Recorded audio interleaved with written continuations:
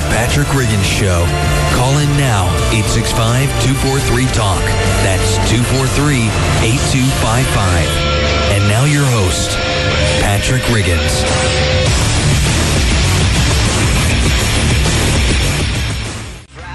Welcome. Another week has gone by. It's Sunday afternoon, and once again, you are listening to the most intelligent and logically consistent show on the radio today, The Patrick Riggins Show. Along with us is the station that makes all of this possible. Well, in conjunction with our terrific sponsors, of course. That radio station is 100.3 WNOX, located right here in Knoxville, Tennessee. We are pumping out an amazing 100,000 watts of power, blasting our message of freedom and liberty into parts of 5 states and 2 time zones. Even with all that power, we are limited by the laws of physics, the sensitivity of your radio receiver, and the vagaries of propagation. So, if you cannot hear this show via your broadcast band receiver, then you can tune us in over the internet. Just bring up your favorite web browser and type in the address of the WNOX website. That would be www.wnoxfm.com. There in the little box, you will see the live video feed from the webcam located right here in the studios. If you missed it the first time, that web address again is wnoxfm.com. Sitting here to my left is our show producer, Tori. What's up? Dancing around, enjoying the Slash there with Miles Kennedy. Yeah, liking the new Slash. Pretty good. And speaking of bands, your band has a gig coming up. Yes, Court Jar does have a gig coming up this Wednesday night. We're opening up for the good Reverend Horton Heat at the Square Room and Market Square. Yeah. And that's not a revival. No, that's if you don't know who Reverend Horton Heat is, he's a we call it psychobilly, kind of a rockabilly on testosterone, I guess. Google him. Google him. Yeah, it's a good time. But come on out, check it out. Wednesday night, we go on at 8:00, opening up for the Reverend Horton Heat. So no altar call at this. No. I'll be in Market Square, not getting married, but playing rock and roll. Yeah. Yes, that is a good thing. You don't want to be married again. You shouldn't have got married in the first place. Well, I didn't mean it that way. Third time's a charm, buddy. Yeah. I meant making the mistake of getting married in the first place. You know, my wife does like you. Yeah, Let's keep it that way, okay? Yeah, I'm trying. Chrissy does like you, so. I'll send her some cookies. Yeah, she's listening to me. I need to. All right. Thank you again for listening again this week. You're joining an ever-growing army of listeners and hopefully a growing number of active voters who are working to change things for the better in this country. We are drawing in hundreds of thousands of listeners who are increasingly discouraged with their political party and want to join a party that is working to restore an independent America, an America that respects your natural rights, not just as a citizen, but as a living, breathing human being. Know this, though, at times it feels like we're fighting an uphill battle, but we really aren't. Most Americans do agree with what we're trying to do. They just don't understand yet. They are still babies and infants as far as freedom is concerned. So we feed them soft, easy food until they're ready for something a little more heavy, a little more substantial and filling. Many of you in this audience are wrestling with freedom, mainly other people's freedom. That's the hardest for most people to accept. But you are trying to apply these principles across all aspects of your life, and yes, it is hard to do. You are making changes, for some people, drastic changes, and that is never easy. But like switching your diet to one that is more healthy in the long run, you will enjoy lots of benefits of the result of the work you're doing now. Applying these same principles to helping get good people elected to office will help us all as a country. So everyone ultimately benefits from the work you're doing now. Be advised, though, the lure of government handouts and benefits is very inviting. It takes a strong person with firm convictions to resist. Yes, it is. You don't know the power of the dark side. Yes, yeah. It is very enticing. The dark side. The government sending you a check each week. And all you have to do is vote how they want you to. Speaking of which, did you ever consider that people who are receiving checks from the government, maybe they shouldn't be allowed to vote in elections? Let's look at it this way. If you're receiving money from the government, you shouldn't be allowed to vote because you are not an unbiased person. You are always going to vote to give yourself money. That could be a conflict of interest, actually. Exactly. That's where I'm going. Tori, this is how good he I'm sorry, is. I blew you up, man. No, you did not. This is where I'm going with this. It is a conflict of interest. And if you have a conflict of interest, the only way to get impartiality is to recuse yourself. And if you won't, then we'll recuse you. Judges do that when they're ruling on a case that might affect them or they have an opinion on, or they're supposed to anyway. Congress is the same way. They are not supposed to vote on something where they have an interest or even an appearance of impropriety. But here we allow people to vote who are directly receiving checks from the government. A clear conflict of interest, if I've ever seen one. Would you not say, Tori? That is the definition of conflict of interest. I agree. Now, you may say, hey, Patrick, that's unconstitutional. Hey, Patrick, that's unconstitutional. Exactly. You're right. But so is the government taking money from one citizen and giving it to another in the form of charity. That is blatantly unconstitutional. So if it's okay to ignore the Constitution in that case, why don't we ignore it in the case of voters having clear conflicts of interest? All right, we're up on the first break here on the Patrick Riggins Show. When we come back, what do we discuss? Did something go on this weekend? A couple things. Yeah, we'll find something to talk about. I mean, it's been a slow news weekend, so we'll dig up something and we'll talk about it when we come back. Fighting for freedom, liberty, and the restoration of the Constitution. The Patrick Riggins Show. Call in now at 865-243-8255. That's 243-TALK. And now your host, Patrick Riggins. All right. Welcome back to the Patrick Riggins Show. Tori spinning a little Kansas there. Have we reached the point of no return? That's kind of the question we're getting to now. Just joking, of course, at the end of that last segment. The big news this week was, did Tennessee do something? Just messing around. The big news this week, of course, was the shooting on Friday at the school in Connecticut. One of the interesting things I've discovered about being a talk show host is a lot of people want your opinion on things. When the news of this shooting broke, I had a bunch of emails, and even those people that know my personal phone number sent me a lot of phone messages asking me what I thought about what happened and what I think is in the future.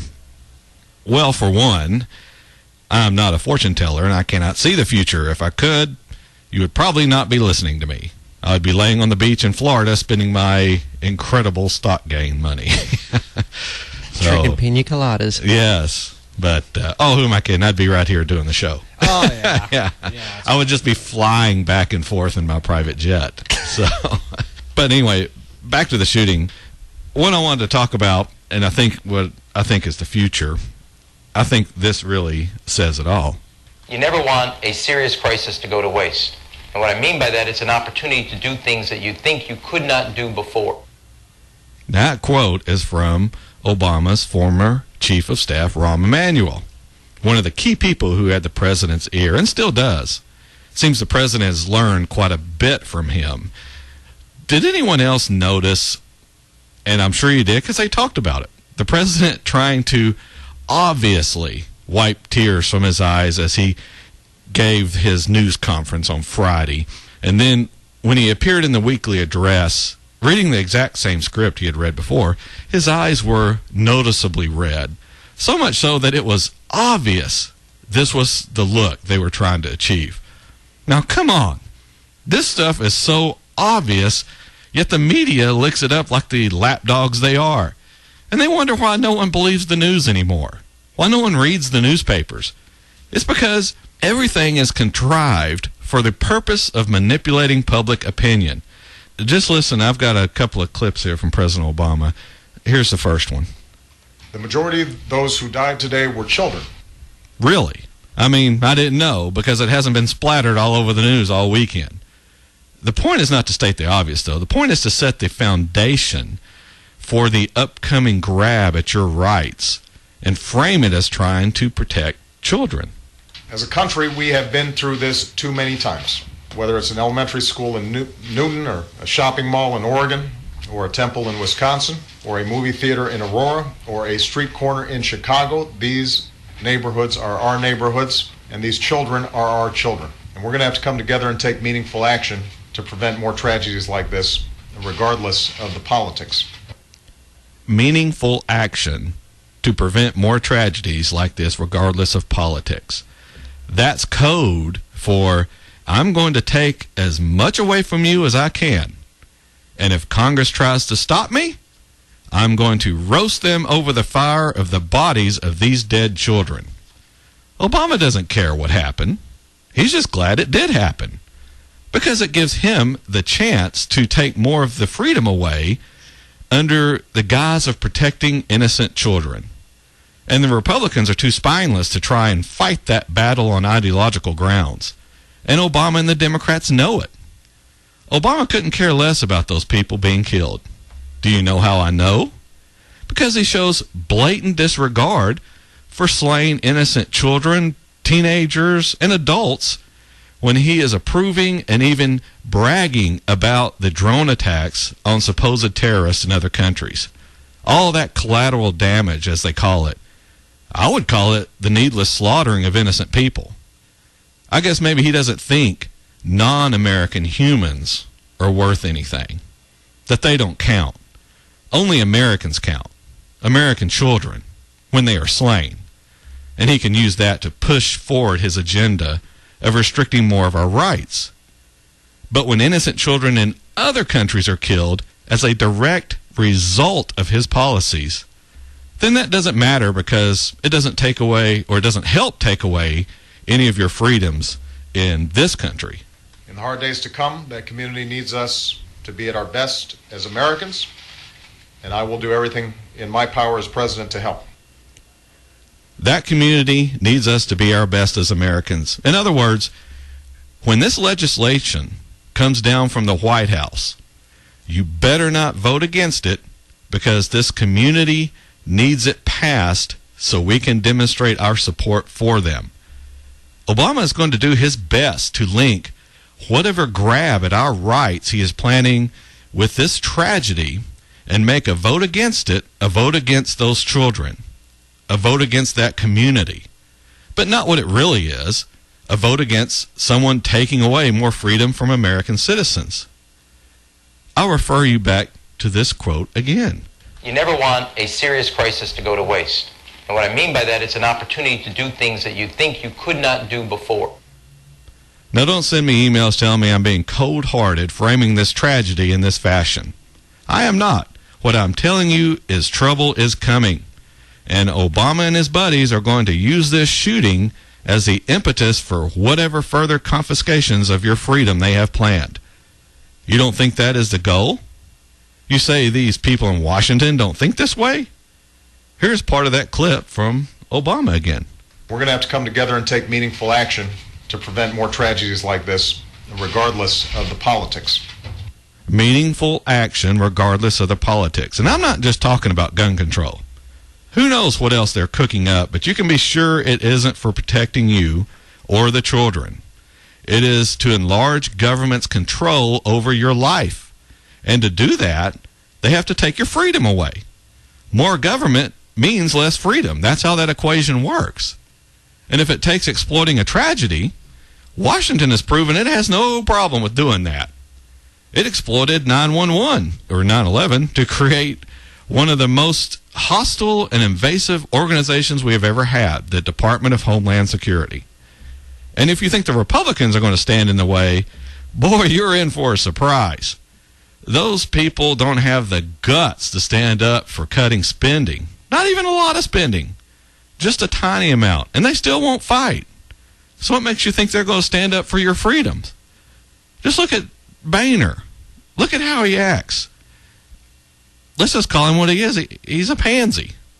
And if you elect a pansy to represent your organization, to speak for you, then people are going to think your organization is full of pansies as well. Not to belabor the point, I bet his kids got beat up in school, and he probably told them, now you need to negotiate with that bully. Don't confront him. Try and make a deal with him. Maybe he only beats you up like 3 days a week instead of all 5. Or maybe he uses his left hand to hit you instead of his right. Heck, who knows? He might have been too scared to confront the bully's dad. He's afraid he'll get punched in the mouth, so he let his kids get beat up. Because that's what he's doing in Congress. He is letting this country get beat up by a bully, and he's just standing there holding Obama's coat while he does it. Not that we were his kids, but you get the point. Boehner, about went the wrong way with that. Boehner is just, he's a big weenie. I would be embarrassed if I were a Republican and this was my Speaker of the House.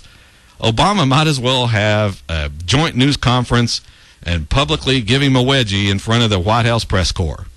And then for good measure, take him down the hall and stick his head in the toilet for a nice swirly to finish things up. Where are the men in the Republican Party? Why is it they are so scared of Boehner that they voted for him as Speaker? If I were a Republican congressman, I would be up there in his office telling him if he doesn't get some cojones and start standing up to these people, I'm going to be the one punching him in the mouth. That's how this is going to work. Now, and Boehner's not the only one. All these people are buddy-buddy with each other, all sitting up there in Washington screwing us over because they know the party faithful will reelect them every time. I don't understand how these people can be friends with others who are screwing over the country. I guess because they do it too. Maybe not to the same extent, but they aren't totally in disagreement with what is happening. How can you be friends with someone who is talking about you on television, accusing you of the most vile things? Only a spineless pansy would allow that sort of thing to occur. If you read history, we used to have congressmen who would come to blows. Fighting would break out on the floor of Congress because we had real men there. Real men who don't allow others to lie about them, to misrepresent their ideas, or to screw over their constituents. Those men are long gone. What we have now are a bunch of castrated eunuchs whose sole purpose seems to be to get along with everyone no matter what they're trying to do to this country. They're afraid of confrontation. They're afraid someone is going to talk bad about them in the media. They're afraid they won't get invited to this person's Christmas or New Year's Eve party. If the Republicans want to get respect, then they need to put someone in there that commands respect, demands respect. Now, that doesn't mean you have to be a bully or act like a jackass. You just stick to your principles and respond when others falsely accuse you.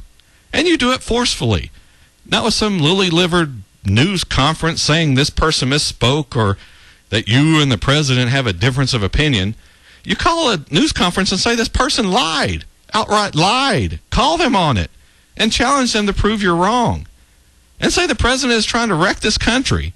He has an agenda which apparently involves tearing down our system of government, along with the Constitution, and rebuilding it as some communist or socialistic paradise. And if he says he isn't, then show that whether he is meaning to or not, that's what's happening. And if he isn't meaning to do it, then he needs to stop and reverse course before it gets worse. So you need to stand up for yourself, Republicans. Stand up for this country and stop being rolled over. All right, we're at the end of the first half hour here on the Patrick Riggins Show. And when we come back, we'll pick up a little bit more with this shooting and a couple other things. Join us in about 2.5 minutes. Fighting for freedom, liberty, and the restoration of the Constitution. The Patrick Riggins Show. Call in now at 865-243-8255. That's 243-TALK. And now your host, Patrick Riggins.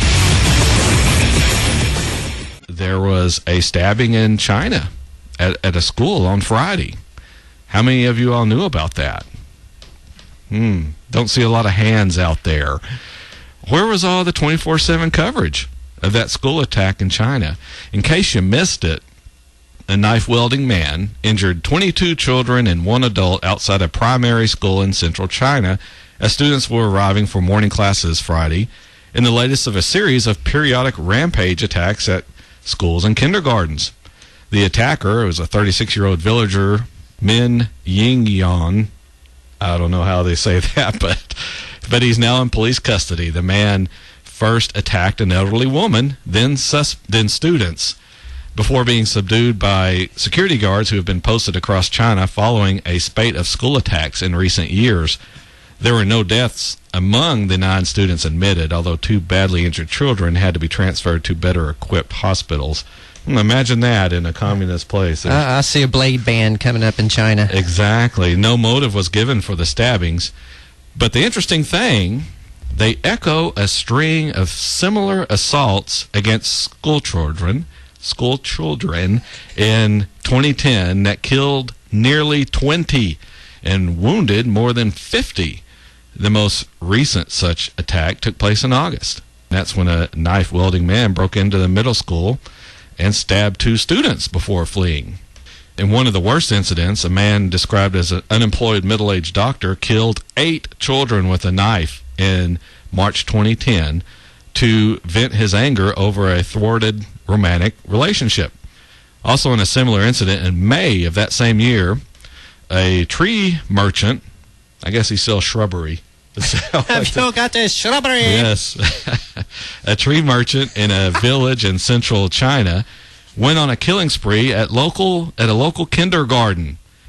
Now, for those of you who I won't describe, but the article, I won't read the rest, but 7 children, a teacher, and a grandmother were killed with a cleaver, if you can imagine how that is described. Also injured 11 kids, then returned home and committed suicide.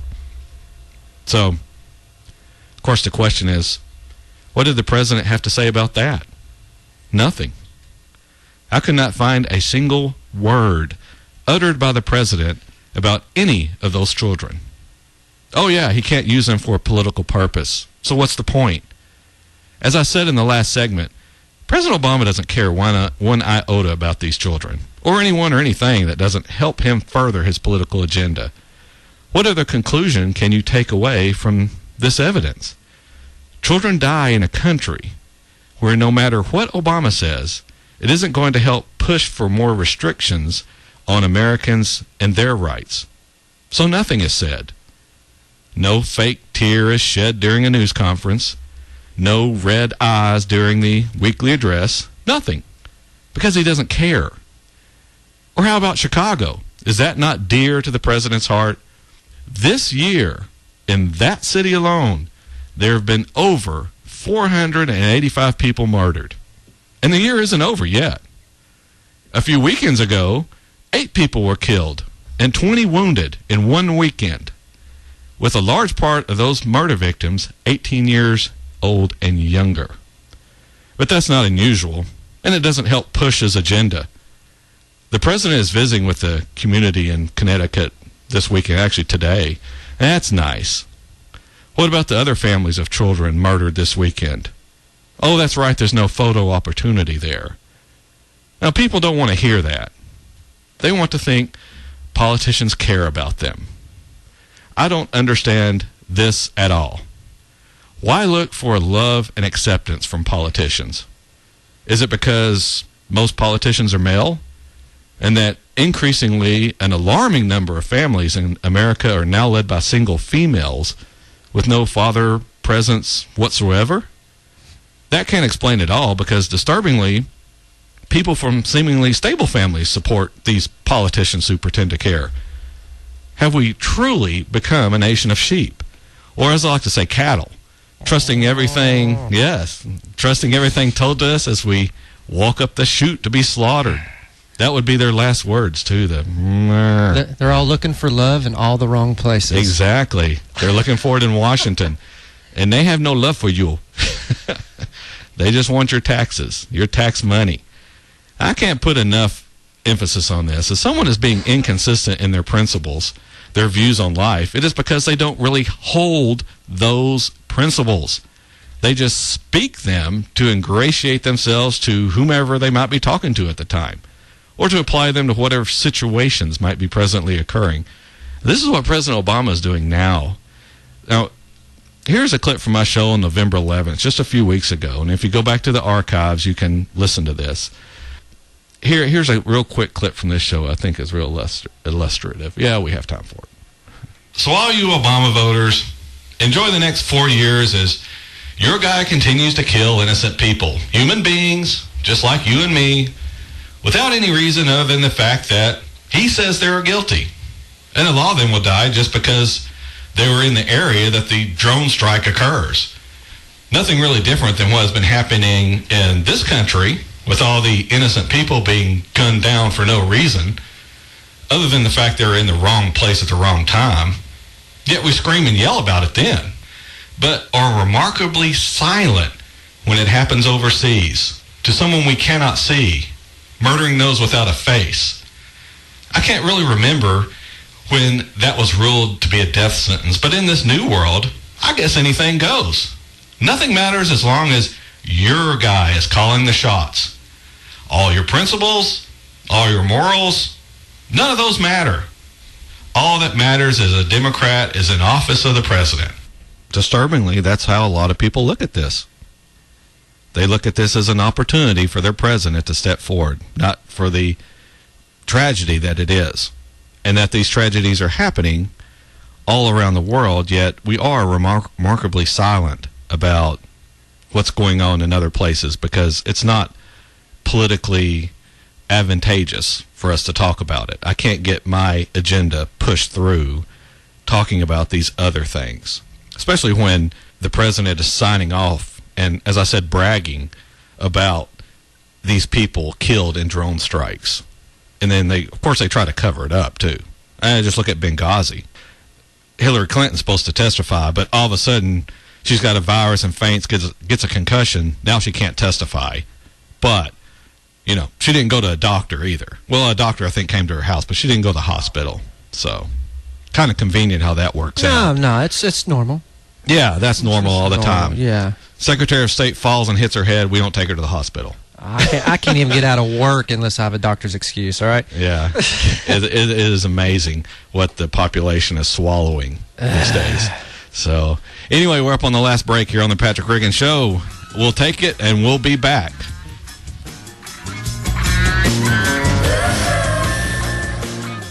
Fighting for freedom, liberty, and the restoration of the Constitution. The Patrick Riggins Show. Call in now at 865-243-8255. That's 243-TALK. And now your host, Patrick Riggins. This is the Patrick Riggins Show. Tori, who sings that?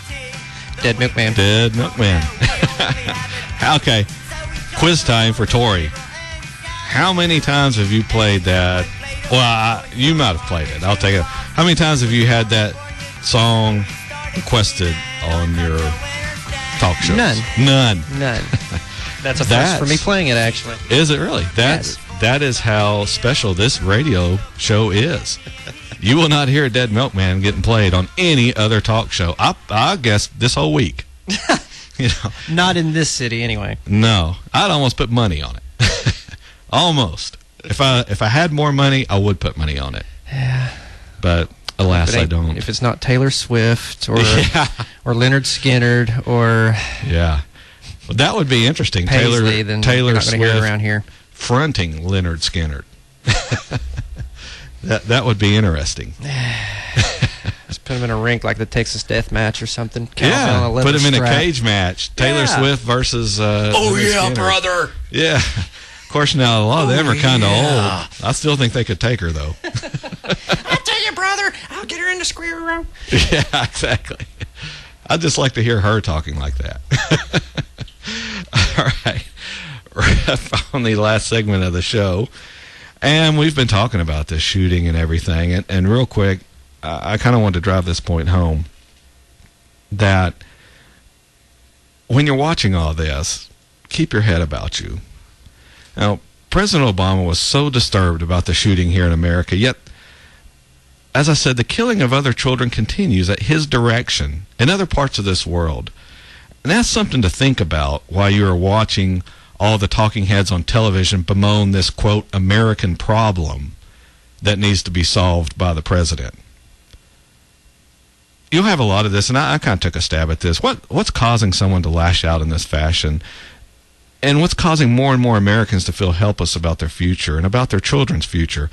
I would argue part of the problem is the overbearing governmental control that is manifesting itself in this country. We are removing all decisions about someone's personal life and transferring them to the government because people cannot be trusted to make the correct decisions on their own. Therefore, the government has to run their lives, making decisions for them, guiding them along the accepted and correct path according to governmental standards. And just look at your life. Have you ever sat down and thought about that, about how government is literally intruding into every aspect of your life? You would be hard-pressed to name an area of your life that isn't directly or indirectly regulated in some form or fashion by the government, either through laws or regulations which carry the force of law. Why, you don't even own yourself. You don't even own your own body. If you think you do, just try and sell part of it to another person. You can't. It's illegal. If you don't have the freedom to sell something, then you don't own it. If you are paying on a car note, you don't own the car. You're still paying on it. The government treats your body the same way. Oh, now you can lease your body in approved ways, such as working for someone else in a factory, but only if that factory meets the accepted governmental standards. But try and set up a brothel and see what happens, unless you're in Nevada. If you'll stop and think about it, really think about it, you don't really need government in your life that much. You can take care of yourself. You can enter into contracts, make business deals, go on vacations, all without the government's help. Unfortunately, an increasing number of Americans are starting to become addicted to government. They cannot ever see themselves existing without it telling them what to do, when to do it, or how to do it. People don't want to blame their provider for their problems, though. So they blame capitalism and free markets, for their problems. And it isn't just liberals and Democrats. Just ask Paul Ryan. Here's his quote from my show just this last week. Every problem doesn't disappear through the workings of the free market alone. I would love to say if we just went on the gold standard, it would all be settled. Ha ha ha. Isn't that funny? That the free market could solve problems instead of the government. I just have one question for Mr. Ryan and all other big government people out there.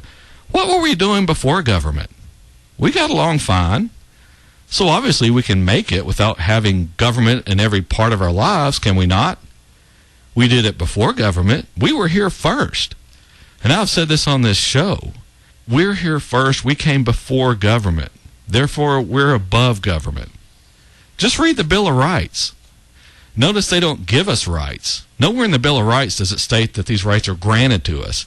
What they state are the restraints put on the federal government to keep it from trampling on our natural God-given rights, the rights we possess merely by being humans, rights we are all born with. The Bill of Rights would be better named the list of additional limitations on the federal government. Notably, the 10th Amendment, which states power is not delegated to the United States by the Constitution, nor prohibited by it to the states, or reserved to the states respectively, or to the people. That means if it isn't in the Constitution, and the power is not reserved to the states, then the people are the final arbiters of that power. Plain and simple, the people are in charge, not the government. Still, we have people who are government-centric, who think government should control everything, or just about. To those people, I'd ask, where's the government going to come from? Or where's the money going to come from for the government? The government doesn't make anything, so the money has to come from us. And that's the big problem. And too many times, what I want you to do as you watch all this develop over this week, notice how much people are framing these arguments in how they need to take your freedom away in order to make you more safe. That is what's going to be tried this week. Anyway, I'm running up on the break. Apologize. I still had people on the phone. Call back in next week. We'll try to get to you again. This is Patrick Riggins, the Patrick Riggins Show. You can go to our Facebook page, facebook.com/Patrick Riggins Show. Also, YouTube, youtube.com/Patrick Riggins Show. Sorry I ran up on the end of the show. Join me next Sunday afternoon when once again we'll talk about freedom, liberty, and the restoration of the Constitution. Boy, I can say that fast. This is Patrick Riggins. We'll see you next Sunday afternoon at 2 p.m. Join us again next week for a solid dose of truth on the Patrick Riggins Show. Every Sunday from 2 to 3 p.m. Be there.